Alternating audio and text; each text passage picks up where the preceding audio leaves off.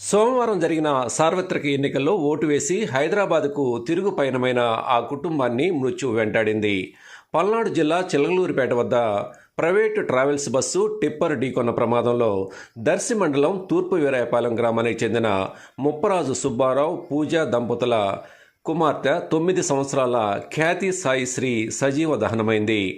సుబ్బారావు కుటుంబం ప్రస్తుతం ఒంగోలులో నివాసం ఉంటుండగా, ఖ్యాతి అమ్మమ్మ, తాతయ్యలు హైదరాబాదులో ఉంటూ ఓటు వేయడానికి స్వగ్రామం ఉప్పుగుండూరుకు వచ్చారు.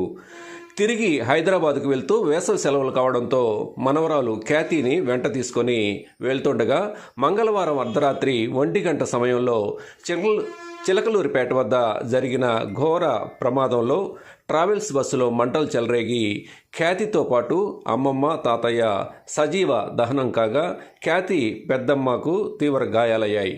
ప్రమాద వార్త తెలుసుకున్న ఖ్యాతి బంధువులు తూర్పు వీరాయపాలెం